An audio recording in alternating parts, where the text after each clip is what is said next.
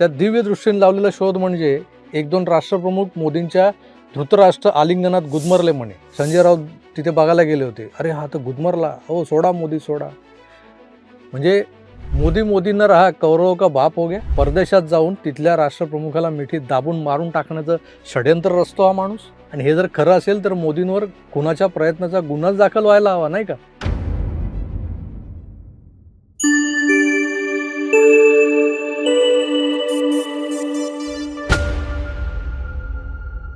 मोदींवर खुनाचा प्रयत्न केल्याचा गुन्हा का दाखल होत नाही? तर हा असा एकदम अतरंगी प्रश्न मला आज सकाळपासून म्हणजे सकाळी 9 वाजल्यापासून पडलाय. होय, आज सकाळचा 9चा भोंगा वाजला आणि त्यात हे भयानक कानावर पडलं आणि मी हादरलोच. त्यामुळे मला असा प्रश्न पडलाय. ऐका तुम्ही पण. नाही, गळाभेट नाही बोलले, मिठ्या मारणं, जबरदस्तीच्या मिठ्या मारणं. काल राहुल गांधींनी प्रात्यक्षिक केलं गेलं. काल राहुलजींनी त्याचं डेमॉन्स्ट्रेशन, तुम्ही म्हणता प्रेझेंटेशन, प्रात्यक्षिक, बरं का, अख्ख्या जगाने ते पाहिलं आणि देशाच्या प्रधानमंत्र्याची छितू झाली. परराष्ट्र धोरण ही फार मोठी गोष्ट आहे भारतासारख्या देशासाठी. परराष्ट्र धोरण जे विदेश मंत्रालय आहे ते फार जागतिक स्तरावर देशाची प्रतिमा वाढवण्यासाठी, मजबूत करण्यासाठी काम करतं. प्रधानमंत्र्यांनी कुठल्याही देशात जाऊन बनावट मेडल्स घेणं किंवा पुरस्कार घेणं एआयने बनवलेले, त्यासाठी नाही, किंवा मिठ्या मारणं, घट्ट मिठ्या मारणं आणि त्या समोरच्या राष्ट्रपतीचा श्वास गुदमरणं त्या मिठीमुळे, याला परराष्ट्र धोरण म्हणत नाही. 2 राष्ट्रपतींचा श्वास गुदमरल्यात मला माहित नाही. 2 राष्ट्रपतींचा श्वास गुदमरल्यात मला माहित नाही. 2 राष्ट्रपतींचा श्वास गुदमरल्यात मला माहित नाही. ऐकलं? आता मी एक स्टोरी सांगतो, ती सुद्धा ऐका. तर ही स्टोरी माझ्या सुपीक डोक्यातली किंवा भांडूपच्या संजयाला त्याच्या दिव्य दृष्टीने दिसते त्यातली कथा नाहीये. मला वाटतं महाभारतातली ही कथा आहे, म्हणजे खरी कथा आहे. हरिकथाही असू शकते. उद्धवजींचा गुण लागलाय. कौरव पांडवांचं युद्ध संपल्यानंतर, अख्खा कुरुवंश संपल्यानंतरही भीमाचा वध करण्याचा डाव आखला जात होता. कोण आणि कसा हा वध करणार होता? तर महाभारताच्या युद्धात पांडवांनी धृतराष्ट्राच्या 100 पुत्रांचा म्हणजेच कौरवांचा वध केला आणि युद्ध जिंकलं. पण कौरवांच्या या पराभवात भीमानं सर्वाधिक कौरवांना मारलं होतं. त्यामुळे धृतराष्ट्राच्या मनात भीमाबद्दल प्रचंड राग आणि द्वेष निर्माण झाला होता. त्यानं भीमाला ठार मारण्याचं मनाशी ठरवलं होतं. युद्ध संपल्यानंतर जेव्हा पांडव धृतराष्ट्राची भेट घ्यायला गेले त्याच्या महालात, तेव्हा धृतराष्ट्रानं खास करून भीमाला मिठी मारण्याची इच्छा व्यक्त केली. पण धृतराष्ट्राचा क्रूर हेतू हा भगवान श्रीकृष्णानं आधीच ओळखून एक शक्कल लढवली होती.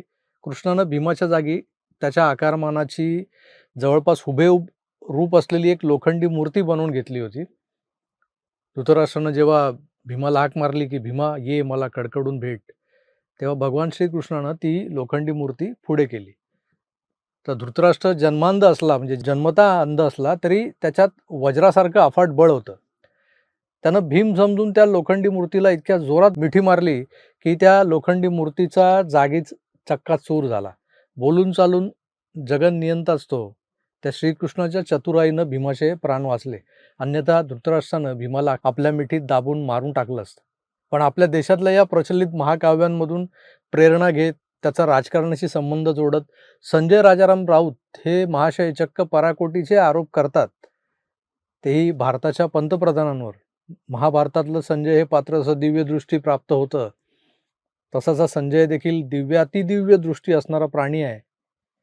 हा बसल्या बसल्या ट्रम्प आणि पुतीनमधला कॉल भांडूप टेलिफोन एक्सचेंजमध्ये इंटरसेप्ट करून ऐकतो आणि दुसऱ्या दिवशी आपल्या चाय बिस्कुटांना सांगतो, ऐकवतो. तर कधी शिंदेंचं आणि अमित शहांमधलं रात्री 1:30-2 वाजता झालेलं बोलणं, हाच माणूस दुसऱ्या दिवशी सकाळी आपल्या घराच्या बाहेर कट्ट्यावर बसून जग जाहीर करतो. आता या माणसाला खरंच दिव्यदृष्टी आहे की कुठल्या तरी जोरात बाबांनी यांच्या डोक्यावर हात ठेवला होता, माहीत नाही. पण यांना साक्षात्कार होत असल्यासारखं ते नेहमी घटित अघटित प्रसंग असे बेमालूमपणे रंगवून सांगतात की समोरचा ऐकणारा क्षणभर त्यावर विश्वास ठेवतो. ऐकणारा जर पत्रकार असेल कुठल्या वाहिनीचा, तर मग तो दिवसभर त्या तुकड्याची ब्रेकिंग न्यूज बनवून कधी एक्सक्लुझिव्ह बनवून, आता तर डिजिटलवर म्हणजे यूट्यूब चॅनलवर ते छोटे छोटे रील्स बनवून आपल्या चॅनलचा TRP वाढवत असतो. लोक सांगतात या माणसावर बोलू नका. अहो, न बोलून सांगताय कोणाला? बोलावंच लागतं याच्यावर. कारण त्यांच्या पक्षात बोलणारं दुसरं कोणीच नाहीये. हे बोलतात तेव्हा तर खरी हलचल होते आणि या हलचलवर खळबळजनक काहीतरी बाहेर येतं. त्यामुळे बोलावं लागतं. हे संजय राऊत जे आहेत ते राजकारणाला गटार म्हणायचे कधी काळी. त्यामुळे ते या गटारात लोळायला येणार नव्हतेच, पण आले. ते शिवसेना, बाळासाहेब ठाकरे, मातोश्री ते आनंद दिघे यांच्यावर अगदी सडक्या भाषेत टीका करायचे. गंमत म्हणजे त्याच पक्षानं यांना सामनाचं संपादक बनवलं. मग त्या पक्षाचे हे नेते झाले, खासदार झाले. आता फक्त मुख्यमंत्री बनणं बाकी आहे. पक्षप्रमुख या पदाचं म्हणाल तर ते स्वतःला पक्षप्रमुखच समजतात आणि शिल्लक सेनेतले बरेच लोक त्यांना पक्षप्रमुखाच्या जागीच मानतात. हे कसं बरं? तर यावर एक स्वतंत्र व्हिडिओ बनवून सांगेन नंतर कधीतरी. आता सध्या ते राष्ट्रीय पातळीवर आपला करिश्मा दाखवण्याच्या मूडमध्ये आहेत. तर मी यांच्यावर टीका करतो, यांच्यातल्या वाईट गोष्टी ठळक करून दाखवतो. पण मी हे सुद्धा मान्य करतो, की हा माणूस प्रचंड एकमती आहे. याच्यात प्रचंड क्षमता आहे, बुद्धिमत्ताही आहे आणि बाळासाहेबांकडून जो उद्धवजींकडे नाही गेला, तो हजरजबाबीपणा देखील आहे. याच्या जोरावर ते आधी शरद पवारांकडे वशिला लावून होते, आता राहुल गांधींच्या खांद्यावर हात टाकत असतात. हा राहुल गांधी काल ज्या पद्धतीनं भर सभागृहात एका जाहीर कार्यक्रमात दुसऱ्या पुरुषाला मिठी मारतो, करकचून मिठी ती पण. आता त्यात तो संदीप दीक्षित नावाचा पुरुष गुदमरला असता हे नक्कीच. पण त्या मिठीला तो बिंडोक मोदींच्या परराष्ट्र धोरणाची उपमा देत त्याची खिल्ली उडवतो. नाही, गळाभेट नाही बोलले, मिठ्या मारणं, जबरदस्तीच्या मिठ्या मारणं. काल राहुल गांधींनी प्रात्यक्षिक केलं गेलं. काल राहुलजींनी त्याचं डेमॉन्स्ट्रेशन, तुम्ही म्हणता प्रेझेंटेशन, प्रात्यक्षिक, बरं का, अख्ख्या जगाने ते पाहिलं आणि देशाच्या प्रधानमंत्र्याची छितू झाली आणि देशाच्या प्रधानमंत्र्याची छितू झाली आणि देशाच्या प्रधानमंत्र्याची छितू झाली. म्हणजे बिनडोकपणाची कमालच झाली नाही का? भारताचा एकही पंतप्रधान यापूर्वी परदेशात America, Britain, France, Germany, Italy या आणि अशा अनेक युरोपियन कंट्रीजमध्ये सन्मानानं बोलावला गेलाय, त्याला मानानं वागवलाय कधी, किंवा सर्वोच्च नागरी सन्मान वगैरे दिलाय कधी कुणी?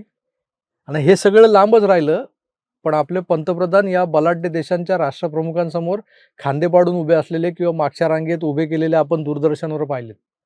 कोणी बोलावलंच किंवा हे स्वतः गेलेच तरी ते कुठला तरी मदतीचा करार करायला गेलेले असायचे, काहीतरी मागायला याचकाच्या भूमिकेत गेलेले असायचे. मोदींच्या हिंदुस्थानानं जगाला कोविड काळात जगण्याचा मूलमंत्र दिला, कोवॅक्सिन. भारत बायोटेकनं बनवलेली कोरोना विरोधातली लस. 2014 पूर्वी जेवढा नव्हता तेवढा दबदबा आज परदेशात भारतीय पंतप्रधानांचा आहे. एक चाटुकार म्हणून नाही तर एक त्रयस्थ भारतीय म्हणून परदेशात गेलेल्यांना विचारा, मोदींच्या नावानं भारतीयांना ओळखलं जातं आज परदेशात. आज मानानं वागवलं जातं. पाकिस्तानी, बांगलादेशींना टिपून इमिग्रेशनच्या रांगेतून बाहेर काढलं जातं, वेगळं केलं जातं, त्यांची चौकशी होते, फ्रिस्किंग होते, कधी कधी कपडे काढून नागडं करून चेक करतात, मग सोडलं जातं. पण भारतीयांना त्याच देशांमध्ये आज वेलकम केलं जातं. हा फरक कशामुळं, कोणामुळं? मग परराष्ट्र धोरण कोणाचं सरस आहे? काँग्रेसच्या मुकबधीर नेत्यांचं की मिठ्या मारणाऱ्या मोदींचं? गुडघ्यात जर अक्कल असली तर काय होतं, तर हे असले विचार येतात मनात. ते आले, काल आपण पाहिलेही. त्या दीक्षितला मिठी मारून पप्पू एवढा खुश झाला होता की जणू काय त्या दीक्षितच्या शर्टच्या खिशात संत्र वगैरे ठेवलेलं होतं जणू. एका मुन्नाबाईला सावरायला लगेच भांडूपचा सर्किट आला. त्यानंतर काय तर म्हणे राहुलजींनी मोदींच्या परराष्ट्र धोरणाचे वाभाडेच काढले. समोरच्या राष्ट्रप्रमुखाला मिठ्या मारायच्या म्हणजे परराष्ट्र धोरण असतं का? त्या दिव्य दृष्टीने लावलेला शोध म्हणजे 1-2 राष्ट्रप्रमुख मोदींच्या धृतराष्ट्र आलिंगनात गुदमरले म्हणे. संजय राऊत तिथे बघायला गेले होते. अरे हा तर गुदमरला, हो सोडा मोदी सोडा. म्हणजे मोदी मोदी न रहा कौरव का बाप हो गया. परदेशात जाऊन तिथल्या राष्ट्रप्रमुखाला मिठीत दाबून मारून टाकण्याचं षड्यंत्र रचतो हा माणूस. आणि हे जर खरं असेल तर मोदींवर खुनाच्या प्रयत्नाचा गुन्हाच दाखल व्हायला हवा नाही का? काय भरोसा भांडूपचा देवानं उद्या उठून हा दावा देखील करील. म्हणजे मागे पुढे बघणार नाही असा दावा करायला. आपण वाट पाहायची कधी तो दिवस येतोय जेव्हा हा दावा होईल की मोदी दुसऱ्या देशाच्या राष्ट्रप्रमुखांना परराष्ट्र धोरणाअंतर्गत मिठीत घेतात आणि मिठीत गुदमरून टाकतात. कदाचित ते उद्या कोण मेला खपला तर नो भरचूक असं कानात काहीतरी बोलतात हे सांगायचं, कारण कानात बोललेलं पण यांना ऐकायला येतं. दिव्य दृष्टी आणि दिव्य श्रवण शक्ती कमाल आहे. त्यामुळे मी तुर्तास इथेच थांबतो. पुन्हा भेटूच, तोवर आपली काळजी घ्या आणि पाहत राहा आपलं आवडतं यूट्यूब चॅनल आकार डीजी 9. धन्यवाद. नमस्कार.